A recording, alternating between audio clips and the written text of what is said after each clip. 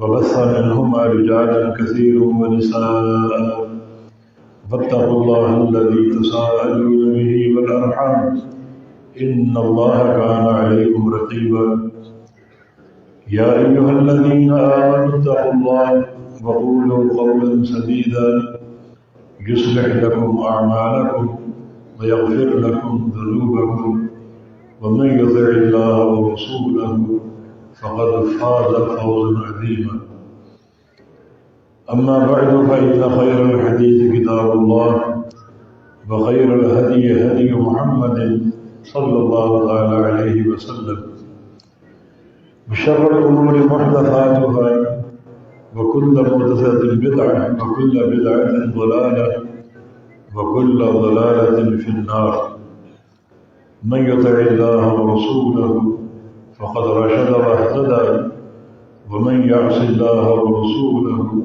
فقد ضل وغوى اللهم صل على محمد وعلى آل محمد كما صليت على إبراهيم وعلى آل إبراهيم إنك حميد مجيد اللهم بارك على محمد وعلى آل محمد كما باركت على إبراهيم وعلى آل إبراهيم إنك حميد مجيد سبحانك لا علم لنا إلا ما علمتنا إنك أنت العليم الحكيم رب اشرح لي صدري ويسر لي أمري واحلل عقدة من لساني يفقهوا قولي أعوذ بالله من الشيطان الرجيم من همزه ونفخه ونفسه بسم الله الرحمن الرحيم قد أفلح من تزكى وذكر اسم ربه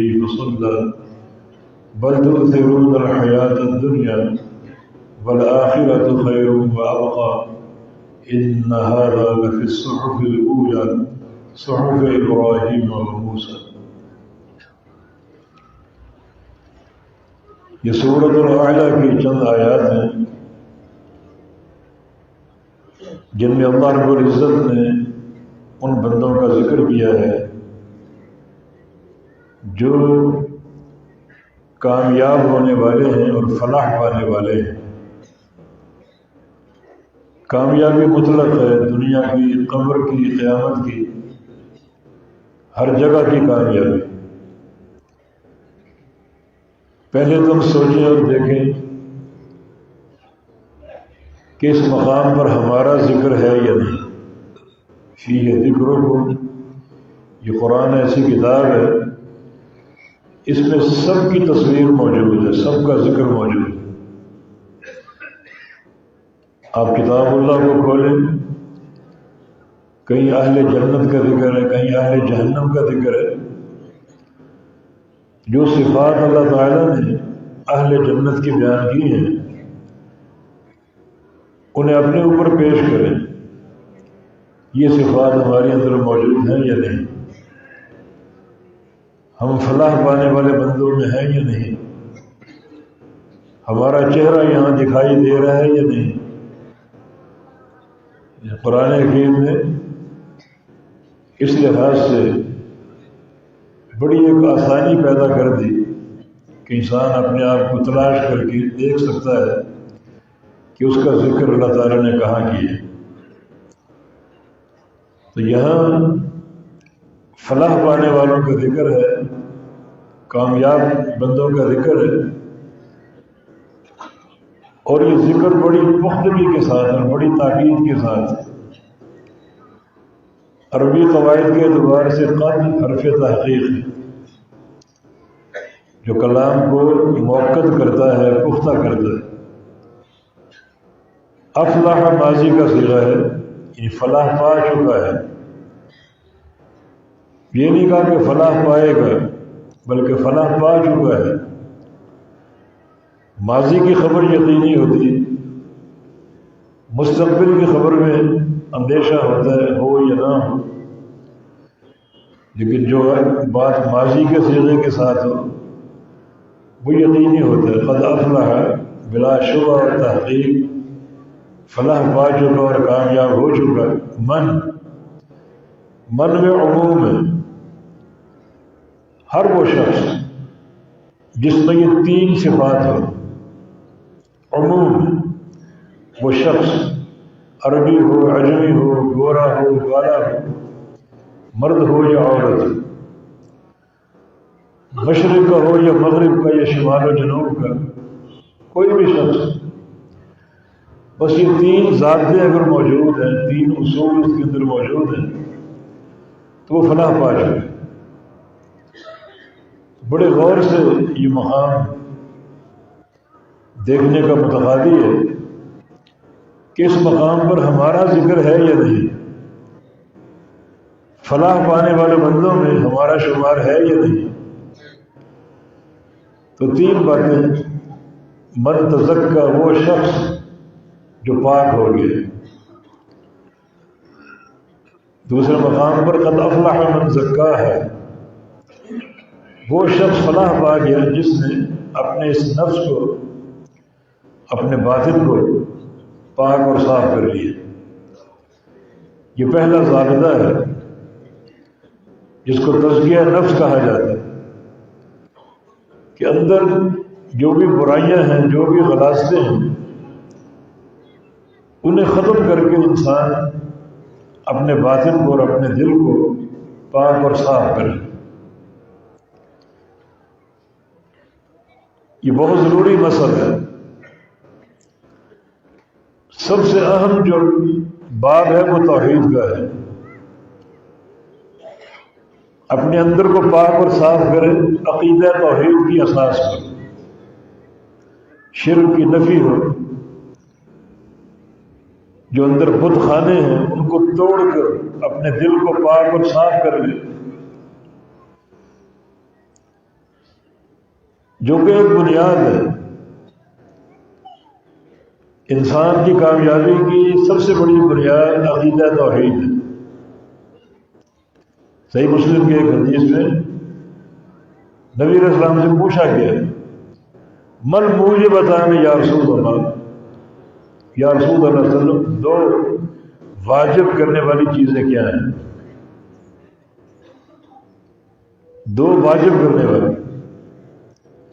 سائل کا مقصد کیا تھا کہ قیامت کے دن دو ٹھکانے، جنت اور جہنم،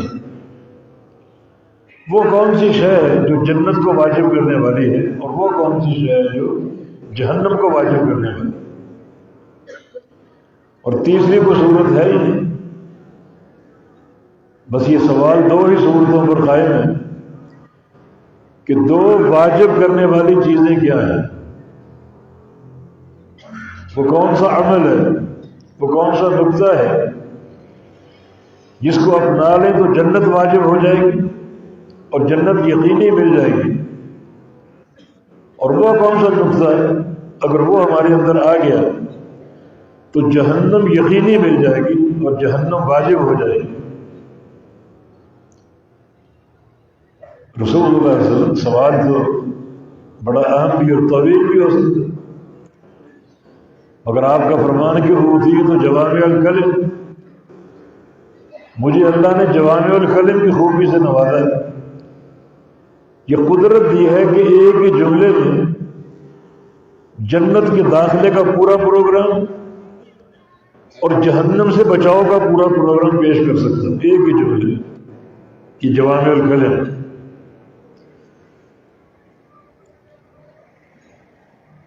فرمایا کہ من مات لا یشرک باللہ شیئا وجبت لہ الجنہ، ومن مات یشرک باللہ شیئا دخل النار وجبت لہ النار۔ جس بندے کی موت عقیدہ توحید پر آئے، پوری زندگی توحید پر قائم رہا، حتیٰ کہ موت بھی توحید پر آئی، اگر کبھی شرک ہو گیا ہو تو اس سے سچی توبہ کر چکا ہو، موت توحید پر ہو، ایسے بندے کے لیے یقینی جنت ہے۔ اور جو بندہ توحید شرک پر مرے، اس کی موت شرک پر آتی، وہ یقینی جہنمی ہے۔ تو پھر قد افلح من تزکا میں کیا ہے؟ اس نفس کو پاک اور صاف کرو شرک سے، جو سب سے بڑی تباہی اور بربادی ہے، اور کامیابی کے راستے میں سب سے بڑی رکاوٹ ہے۔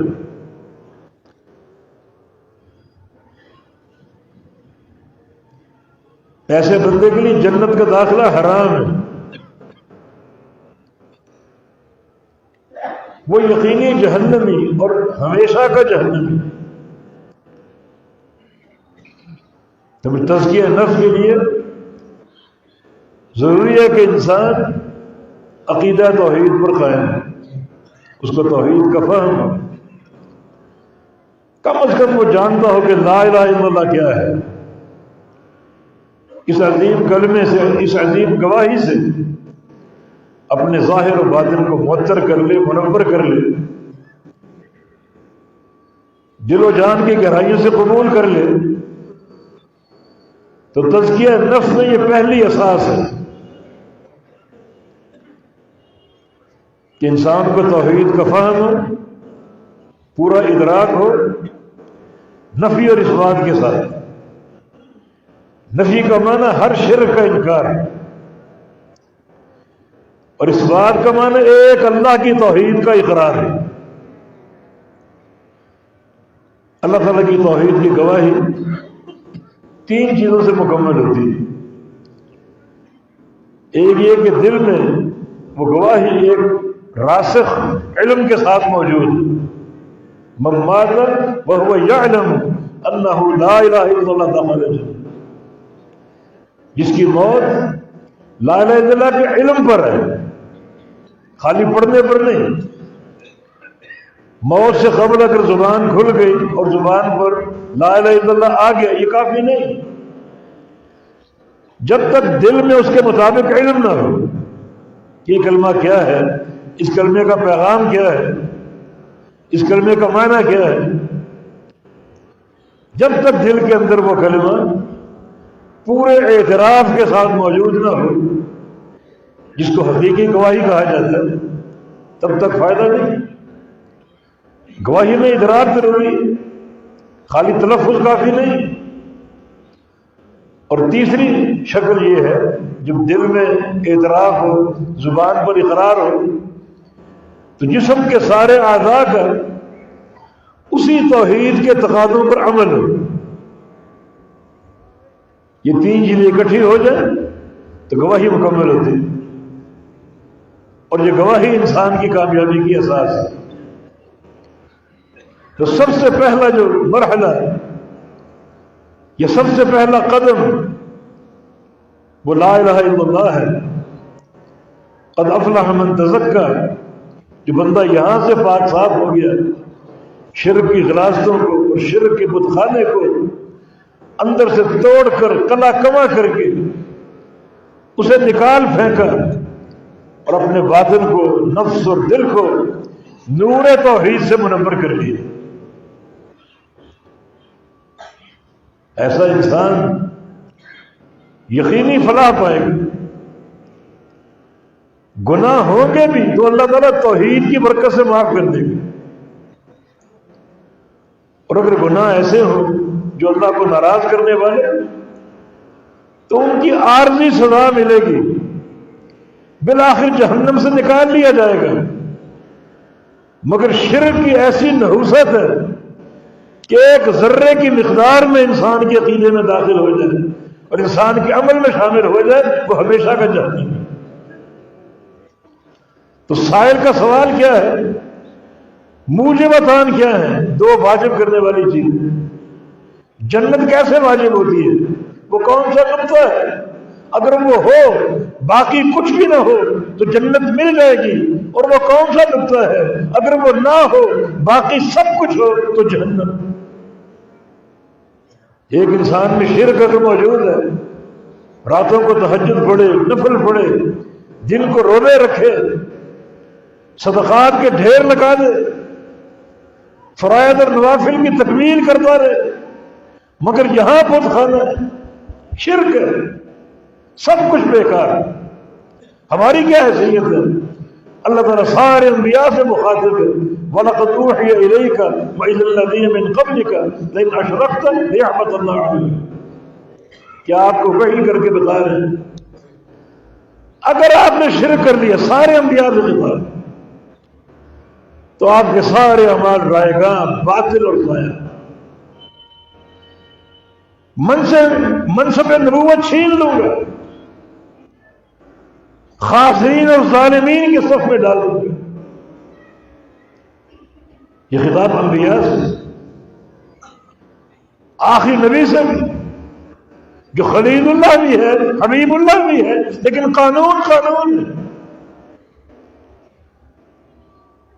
توحید کی اساس پر یہ اٹل قانون کہ شرک کی ملاوٹ جو ہے، خواہ وہ دل میں ہو یا عمل میں ہو یا عقیدے میں ہو، انسان کو تباہ کر دے گی، برباد کر دے گی۔ تو اس مقام پر اپنے آپ کو لانا ہے، اپنا چہرہ اس مقام پر دیکھنا ہے۔ فقد افلح من تزکا، سب سے پہلے پاک صاف ہونا پڑے گا شرک سے اور شرک کی غلاظت سے۔ توحید اگر آ گئی تو فضائل ہی فضائل، رغائب ہی رغائب، اللہ کی رضا ہی رضا۔ الایمان بضع وسبعون شعبۃ اعلاها شہادۃ ان لا الہ الا اللہ۔ ایمان کے 70 سے کچھ اوپر شعبے، اور سب سے اعلیٰ کیا ہے؟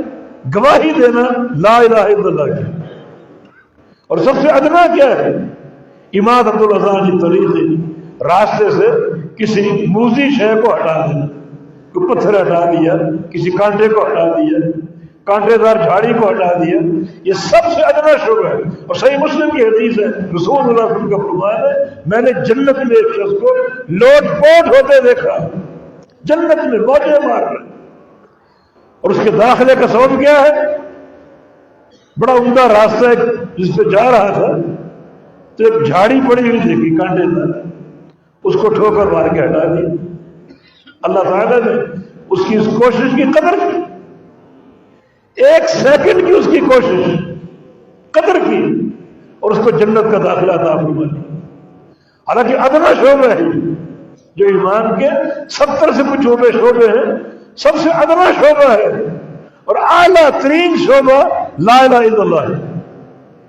بندہ اس سے تعلق جوڑ دے، فہما وعقیدۃ وعملا نشرا وبلاغا، اس توحید کے تعلق سے، لا الہ الا اللہ کے تعلق سے جو مشن تھا محمد الرسول اللہ صلی اللہ علیہ وسلم کا، اس مشن پر آ جائے، اسے اپنا۔ تو کس قدر اللہ کی رضا حاصل ہوگی، اللہ کی محبتیں حاصل ہوں گی۔ تو سب سے پہلا نقطہ، اپنے اس باطن کو پاک کرو، صاف کرو۔ اگر فلاح چاہیے شرک کی غلاظتوں سے اور شرک کی نحوستوں سے۔ اس کے بعد بدعت ہے، بدعت بھی شیطان کا پسندیدہ ہتھیار ہے، بلکہ اس کی کوشش ہوتی ہے کہ انسان بدعتی ہو جائے، چاہے زانی نہ ہو، ڈاکو نہ ہو، چور نہ ہو، بدعتی ہو جائے۔ یہ زنا اور چوری، یہ ڈاکہ ظاہری کھلم کھلے فواحش ہے، اور بدعت انسان تو اپنے آپ کو پیش کرتا ہے عبادت کے روپ میں، عبادت کے روپ میں پیش کرتے ہیں۔ فلاں عمل اچھا ہی تو ہے، کیا اس میں خامی، کیا اس میں برائی؟ مگر شیطان کو زیادہ پسند ہے کہ انسان بدعتی بن جائے، بدعت کی راہ میں چلتے چلتے عبادتوں کے ڈھیر لگا دے، کوئی پرواہ نہیں، کوئی پرواہ نہیں۔ سفیان ثوری رحمہ اللہ کا قول ہے، ایک بندہ بدعت پر چل کر اگر عبادتوں پر عبادتیں کرتا جائے، جتنی عبادتیں کرے گا اتنا وہ صراط مستقیم سے دور ہوتا جائے گا۔ وہ صراط مستقیم چھوڑ چکے ہیں جو پیارے پیغمبر نے سیدھا خط کھینچا، وَأَنَّ هَذَا صِرَاطِي مُسْتَقِيمًا، یہ هَذَا سَبِيلُ اللَّهِ، یہ سیدھا خط اللہ کا راستہ۔ بدعت انسان اس راستے کو چھوڑ دے، دائیں طرف چلا گیا، بائیں طرف چلا گیا۔ اب وہ ہے اور بدعت جتنا عمل کرے گا اتنا خط مستقیم سے دور ہوتا جائے۔ اس کی مثال اس کتے کی سی ہے جو کھڑا ہے بدن اس کا خشک ہے، قابل نفرت تو ہے، وہی کتا اگر تالاب میں داخل ہو جائے، چشمہ ہو جس کا پانی میٹھا ہوتا ہے اس میں داخل ہو جائے، اور جب باہر نکلے اس کی غلاظت اور نحوست اور بڑھ جائے گی، زیادہ وہ قابل نفرت ہو جائے گا حالانکہ نہا کے نکلے۔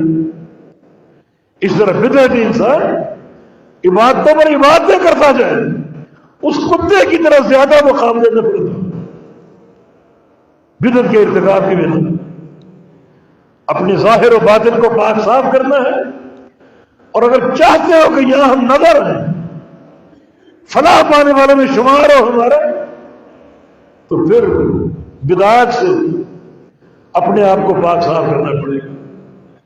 یہ دل اس نقطے پر قائم ہو جائے، ہر عمل میں عمدہ اور اساس جو ہے وہ محمد الرسول اللہ صلی اللہ علیہ وسلم کی سنت ہے۔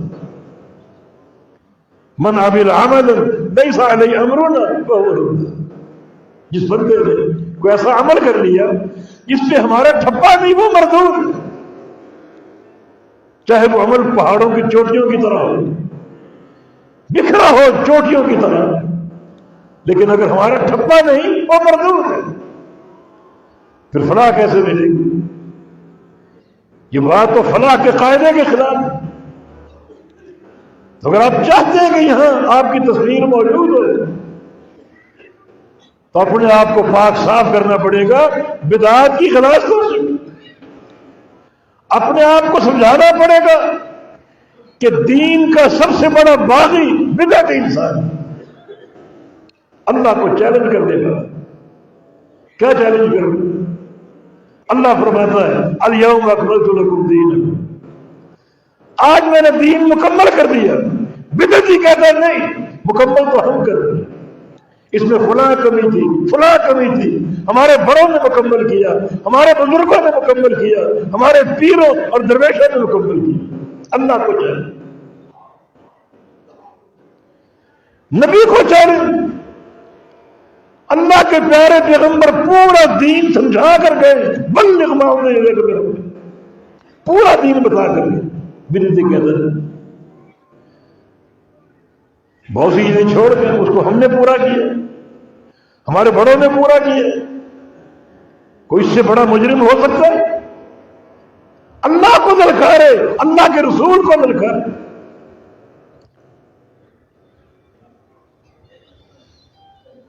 تبھی تو امام مالک رحمہ اللہ کا قول ہے من ابتدع فی الاسلام بدعۃ فیراھا حسنہ فقد زعم ان محمدا خان الرسالۃ۔ جو بندہ اسلام میں کوئی نیا طریقہ ایجاد کرے اور سمجھے کہ یہ بہت اچھا ہے تو اس کا یہ ظن ہے کہ محمد مصطفیٰ علیہ السلام نے نعوذ باللہ رسالت کو پہنچانے میں خیانت سے کام کی۔ نعوذ باللہ، آپ نے تو پورا دین بتا دیا، سمجھا دیا، پھر نئی باتیں کہاں سے ہیں، نئے سوچے کہاں سے ہیں؟ اس مقام پر اگر نظر آنا چاہتے ہو تو اپنے آپ کو پاک کرو، صاف کرو بدعات کی غلاظتوں سے۔ اس دل کو اس بات پر قائل کر لو، اس بات پر ثابت قدم کر لو کہ اس وقت تک کوئی کام نہیں کرنا جب تک وہ ثابت نہ ہو۔ اگر ثابت ہے پھر وہ کام کرنا ہے۔ کیسے؟ اللہ کے پیغمبر کی سنت کے مطابق۔ بس یہ دین کا خلاصہ سمجھو، دین کی روح سمجھو۔ اور تیسری بات میرے دوستوں اور بھائیوں، گناہوں کا تلوث ہے، گناہوں کی غلط ہے، یہ بھی تو انسان کے باطن کو مجروح کرتی ہیں، ملوث کرتی ہیں گندگی کے ساتھ۔ بلکہ رسول صلی اللہ علیہ وسلم کی حدیث ہے اذا اذنب ابن آدم نکت فی قلبہ نکتۃ سوداء، انسان جب گناہ کرتا ہے تو اس کے دل میں سیاہ نشان لگا دیا جاتا ہے، ایک گناہ پر ایک نقطہ، دوسرے گناہ پر دوسرا نقطہ، تیسرے پر تیسرا نقطہ، وہ گناہ کرتا جاتا ہے، نقطے بڑھتے جاتے ہیں، دل کی سیاہی بڑھتی جاتی ہے، اور ایک وقت ایسا آتا ہے کہ دل کی پوری زمین سیاہ ہو جاتی ہے۔ اب یہ انسان ہدایت کے قابل نہیں ہے، یہ دل سیاہ ہو چکا، کل قوت مجخیہ نبی علیہ السلام کی حدیث ہے، یہ دل الٹا پیالہ بن چکا، سیاہ بھی ہو چکا، الٹا پیالہ ہو چکا ہے۔ الٹے پیالے کا معنی یہ ہے کہ تھوڑا بہت ایمان اگر موجود تھا تو الٹا کرنے سے وہ خارج ہو گیا۔ پیالہ اگر الٹا ہو اس میں کوئی چیز اب داخل نہیں کر سکتے، اب اس دل کو نیکی کی توفیق نہیں ملی۔ تو گناہوں کی غلاظت بھی انتہائی نقصان ہے۔ پیارے پیغمبر محمد رسول اللہ کا فرمان ہے انہ لیغان علی قلبی وانی استغفر اللہ فی یوم 100 مرہ، میں بھی کبھی کبھی اپنے دل پر ایک غبار سا محسوس کرتا ہوں، 100 دفعہ استغفار کرتا ہوں۔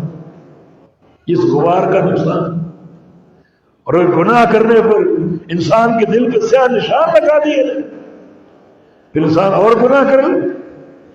امام ابن قیم فرماتے ہیں کہ ایک گناہ کا سب سے بڑا عذاب کیا ہے؟ گناہ کا سب سے بڑا عذاب یہ ہے کہ آپ نے ایک گناہ کیا، اللہ نے دوسرا گناہ کھول دیا، آپ نے وہ بھی کر ڈالا، تیسرا گناہ کھول گیا، آپ نے وہ بھی کر ڈالا، گناہوں پر گناہ کرتے گئے۔ یہ گناہ کی سب سے بھیانک سزا ہے۔ بملی لہم نقیتی مجھے رسی ہم دراز کر دیتے، چلو گناہ کرو، گناہوں پر گناہ کرو، جتنے گناہ زیادہ ہوں گے اتنا عذاب بھی شدید ہوگا۔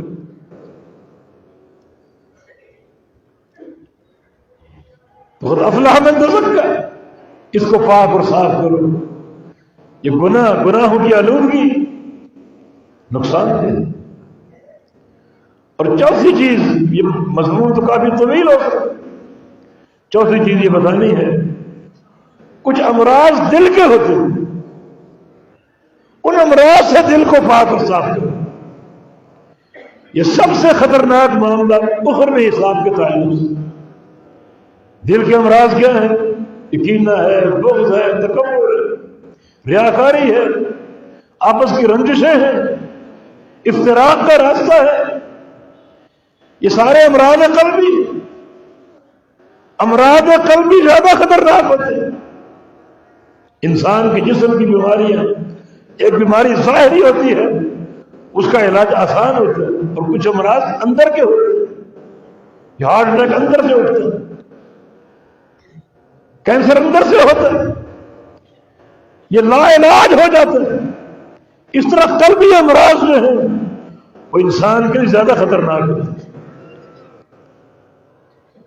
ان پر نظر رکھنا، ان امراض سے اپنے آپ کو پاک صاف کرنا، یہ قد افلح من تزکیٰ، یہ پاک صاف ہونے کے لیے اور فلاح کا راستہ اپنانے کے لیے یہ انتہائی اہم نقطہ ہے۔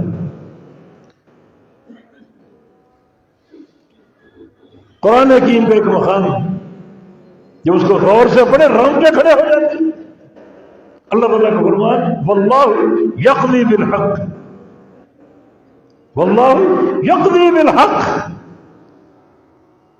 اللہ تعالیٰ فیصلہ کرتا ہے حق کے ساتھ، اس کا ہر فیصلہ حق کے ساتھ ہوتا ہے۔ والذین یدعون من دونہ لا یقضون بشیء، اور جن کو تم اللہ کے ساتھ پکارتے ہو وہ سارے جمع ہو کر بھی ایک فیصلہ نہیں کر سکتے، ایک فیصلہ۔ اس مقام پر غور کرو، جو قیامت کے فیصلے اللہ کرے گا، جتنے معبود تم نے بنا رکھے وہ سارے جمع ہو کر بھی ایک فیصلہ نہیں کر سکتے۔ وجہ کیا ہے؟ وجہ بڑی ہولناک ہے۔ پیچھے جو آیت کریمہ اس کے اندر جس کا رب پر تعلق ہے، یعلم خائنۃ الاعین وما تخفی الصدور، اللہ رب العزت دو چیزوں کو جانتا ہے، ایک نظروں کی خیانت کو، اور دوسرا دل میں چھپی ہر بات کا۔ جب اللہ فیصلہ کرے گا قیامت کے دن، بندے پیش ہوں گے اپنے اعمال لے کر، نیکیوں کے ڈھیر لے کر، اور اللہ ان چیزوں کو جانتا ہے۔ اس بندے کی نظروں کا عالم کیا تھا، نظروں کی خیانت کیا تھی اور دل میں کیا چھپا ہوا تھا۔ باقی کوئی مخلوق نہیں جانتی، نہ آنکھوں کی خیانت کو جانتی ہے، نہ دلوں کے راز کو جانتی ہے۔ ان اخروی فیصلے، اخروی حساب و کتاب جو ہے ان سارے امور کے ساتھ مرتب ہے۔ فلاں بندہ حج اٹھا کر لا رہا ہے، نمازیں لا رہا ہے، روزے لا رہا ہے، صدقات کی کثرت لا رہا ہے، کافی نہیں۔ فیصلہ اللہ نے کرنا ہے، اور اللہ تعالیٰ نے ان سارے امور کے ساتھ فیصلہ کرنا ہے۔ نمازیں تو ہیں، حج تو ہے، روزے تو ہیں، اس کے اندر کیا حوال کیا ہے، اندر کیا کچھ ہوا، اندر اگر غلاظتوں میں ڈھیر ہو، منافرتیں ہو، حسد ہو، کبر ہو، بغض ہو، ریاکاری ہو، تو اللہ کے فیصلے ان باطنی اندرونی سارے احساسات کے ساتھ یوم تبلی السرائر، اس دن دلوں کے بھیدوں کو کھولا جائے گا۔ آج چھپے ہوئے آپ کے دل میں کیا ہے میں نہیں جانتا، میرے دل میں کیا ہے آپ نہیں جانتے۔ جب قیامت قائم ہوگی اس ذات نے جو حساب لینا دلوں کے بھیدوں کو کھولے گا، پھر نتائج سامنے آئیں گے۔ اب مثال کے طور پر کبر ہے، یہ اندر کی کیفیت، اس کا نقصان کیا ہے؟ صحیح بخاری مسلم کی حدیث ہے، رسول اللہ صلی اللہ علیہ وسلم کا فرمان ہے لن يدخل الجنة من كان في قلبه مثقال حبة خردل من الكبر۔ جس انسان کے دل میں ایک رائی کے دانے کے برابر کبر ہوگا، تکبر ہوگا، جنت میں داخل نہیں ہو سکے۔ تو اعمال کا ڈھیر تو موجود ہے، حج بھی کیے، ہر سال عمرے کیے، زکاتیں دی، صدقات دیے، مگر کبر کا معاملہ کوئی نہیں جانتا۔ تم کیا فیصلے کرو جن کو تم پکارتے ہو میرے سوا؟ ایک فیصلہ نہیں کر سکتے۔ فیصلے کی اساس انسان کا ظاہر بھی ہے، انسان کا باطن بھی۔ تمہارے سامنے ظاہر ہو سکتا ہے، باطن نہیں ہو سکتا۔ تو بڑا یہ ہیبت ناک مقام اخروی حساب جو ہے وہ ظاہر باطنی سارے امور کے ساتھ۔ اگر اندر یہ غلاظتیں بھری ہوئی ہیں تو اللہ تعالیٰ نے تو ان سب کو کھول، ایک رائی کے دانے کے برابر تکبر ہوگا جنت نہیں ملے گی، بلکہ ایک حدیث میں جنت کی خوشبو تک نہیں پا سکے گا، حالانکہ جنت کی خوشبو 70 سال کی دوری سے محسوس ہوگی۔ تو قد افلح من تزکر، اگر فلاح پانی ہے اس مقام پر اگر نظر آنا چاہتے ہو تو ہر بندہ اپنے باطن کو جانتا ہے، قلبی کیفیت کو جانتا ہے، اپنے نفس اور صبر کے احوال کو جانتا ہے۔ تو ان سارے جو امراض ہیں ان سے پاک صاف ہونا ضروری ہے،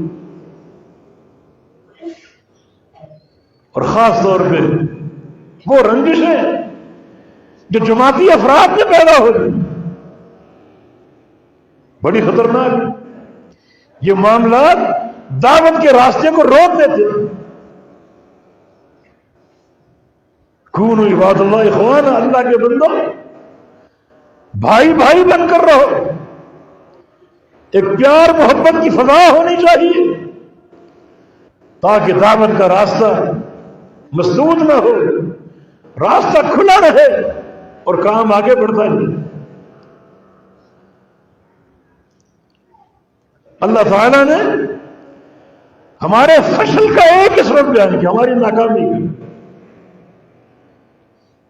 کفار کی ناکامی کے بے شمار اسباب، ہماری ناکامی کا ایک ہی سبب وَلَا تَنَابَرُوا فَتَفْشَلُوا، آپس میں نزاع نہ کرو، اختلاف نہ کرو، یہ کینے نہ ہو، منافرتیں نہ ہو، بغض نہ ہو، ورنہ تم کمزور پڑ جاؤ۔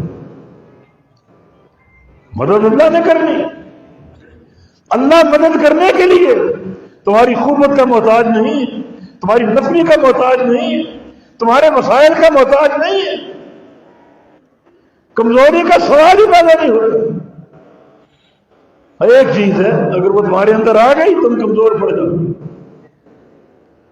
واحد سبب ہے اور وہ ذاتی اختلافات، رنجش۔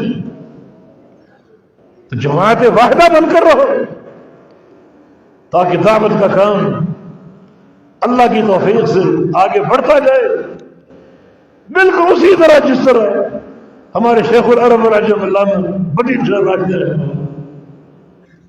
کس طرح ایک پیار و محبت کی فضا تھی، افراد میں یگانگت تھی، پیار و محبت تھا، ایک وحدت تھی، اور کیسے کام تیزی سے پھیلتا تھا۔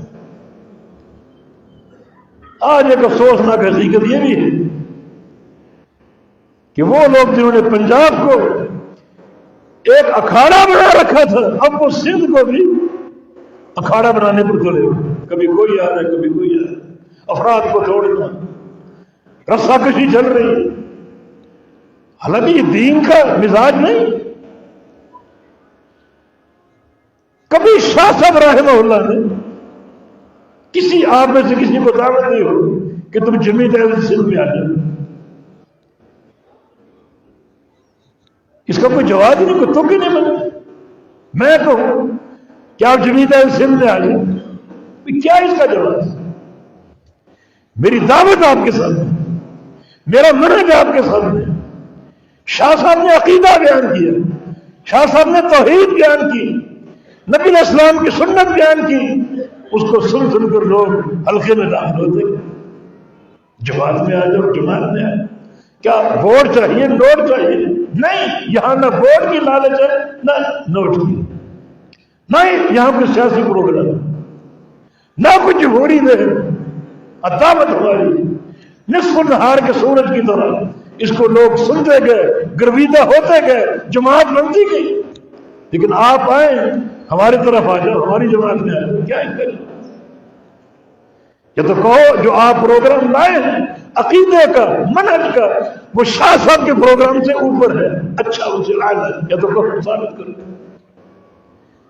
جو شاہ صاحب کام کر کے ہمارا پروگرام اس سے اعلیٰ ہے، فائق ہے، ہمیں عقیدے کا زیادہ فہم ہے، ہمیں توحید کا زیادہ فہم ہے، سنت کا زیادہ ادراک ہے، یا تو یہ بات کو ثابت کرو۔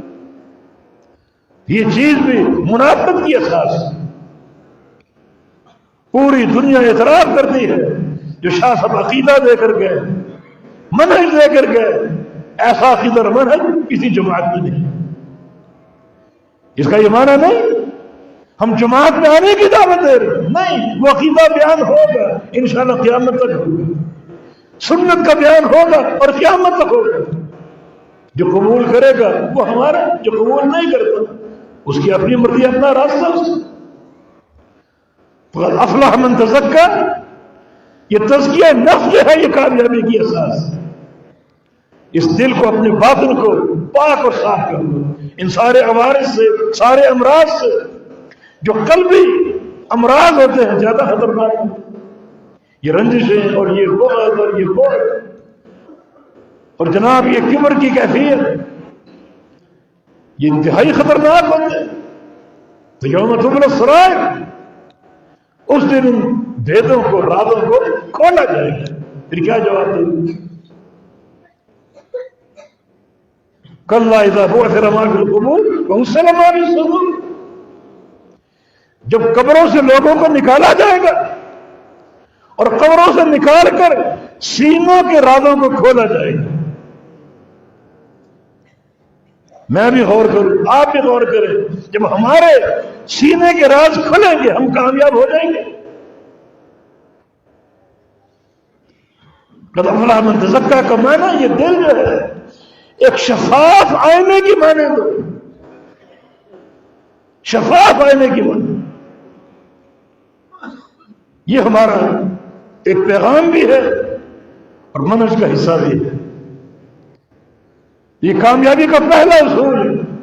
اگر فلاح چاہیے، اور فلاح مطلق ہے، دنیا کی فلاح بھی، قبر کی فلاح بھی، اور قیامت اور آخرت کی فلاح بھی۔ پھر وذاکر اسم ربہ، دوسرا جو اصل عظیم اللہ کا ذکر، اللہ کا ذکر کرتا ہے، اللہ کا ذکر اللہ کا بہت بڑا احسان ہے ہم کہ اس نے ایک ایسا عمل ہمیں دے دیا جس کے لیے پابندی کوئی نہیں، ہر حال میں ہر وقت کر سکتے ہیں، دن میں رات میں، وضو ہو تو نہ ہو تو بھی، قبلہ سامنے ہو تو کر سکتے ہیں، سامنے نہ ہو تو کر سکتے ہیں، مسجد ہو، گھر ہو، بازار ہو، چلتے پھرتے ہو، لیٹے ہو، ذکر کر سکتے ہیں۔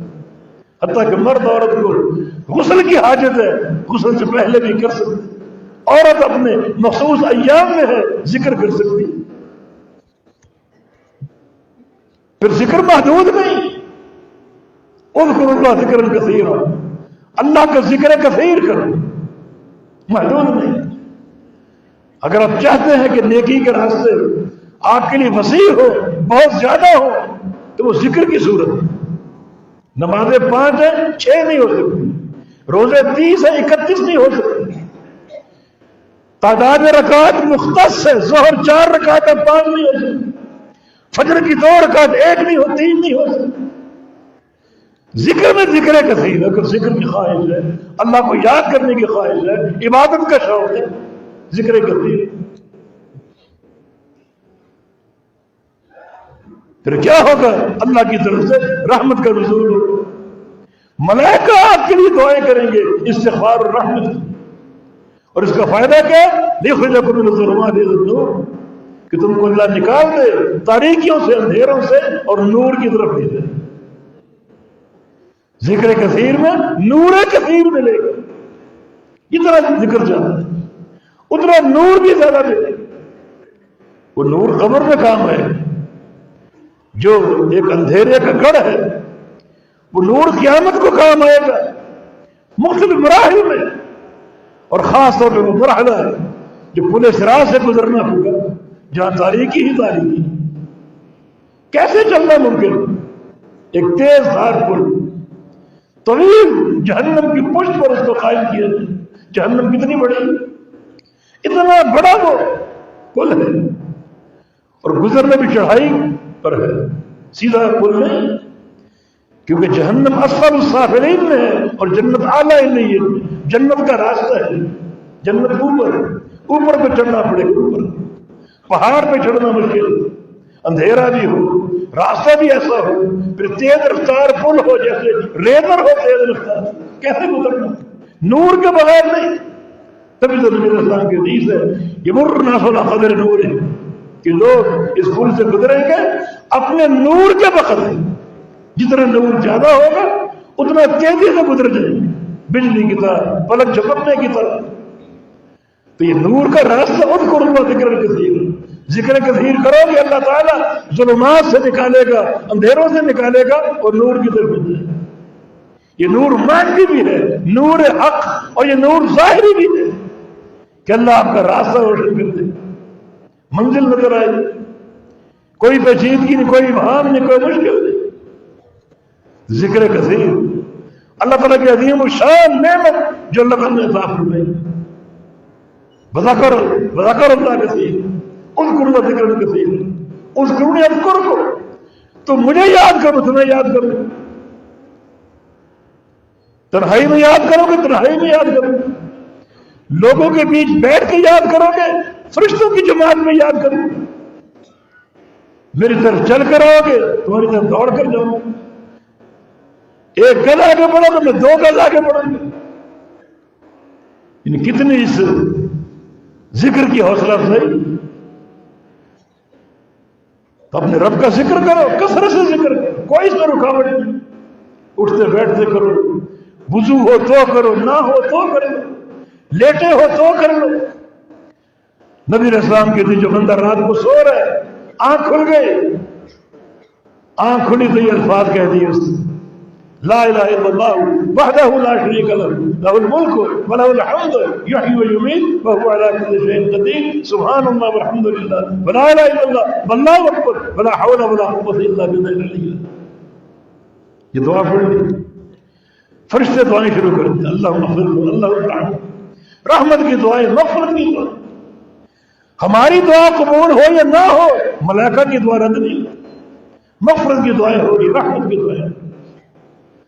تو اللہ کا ذکر، اس سے انسان کبھی غافل نہ ہو۔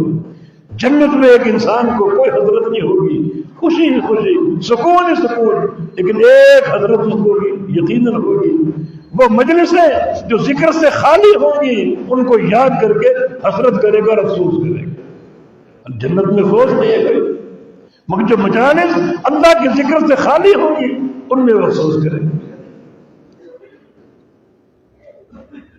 اور فصلہ، نماز قائم کرے، یہ تیسرا اصول اس مقام پر۔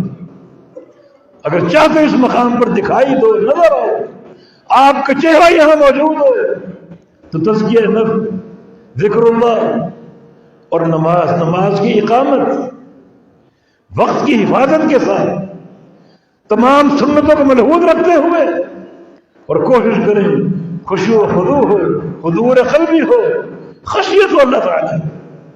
اس طرح انسان ہر نماز پڑھے، وہ آخری نماز پڑھ رہا ہے، وہ اس کے بعد اللہ تعالیٰ سے ملاقات کا کوئی موقع نہیں، یہ اللہ سے ملاقات۔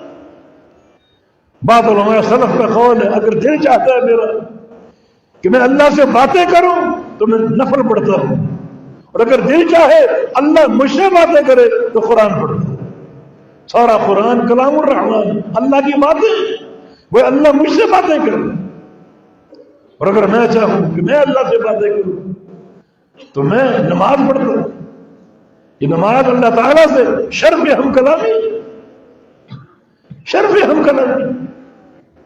تو اللہ تعالیٰ توفیق دے کہ ہم ان سارے اصولوں کو اپنائیں، ان سارے ضوابط کو اپنائیں، اور بالخصوص ہم اپنی صفوں سے ان منافقتوں کو دور کریں۔ منافقتوں، یہ ناراضگیاں، رنجشیں اور یہ اختراع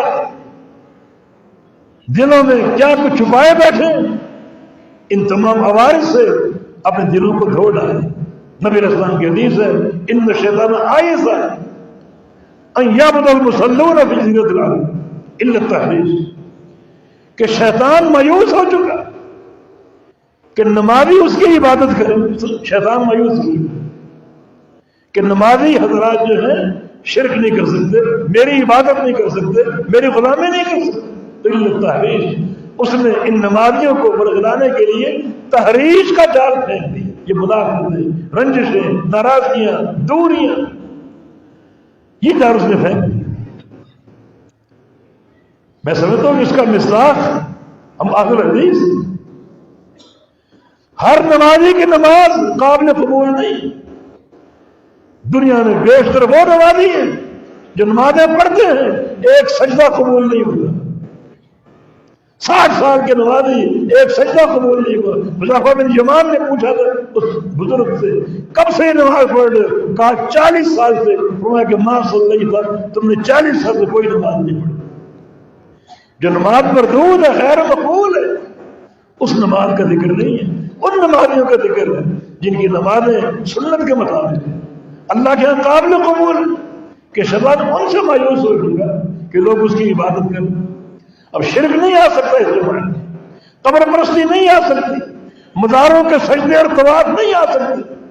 شیطان مایوس ان مسلمین سے، ان نمازیوں سے جن کی نمازیں عین سنت کے مطابق اور ان اللہ قابل قبول، تو ان کے لیے کیا بتا ہے شیطان کے پاس؟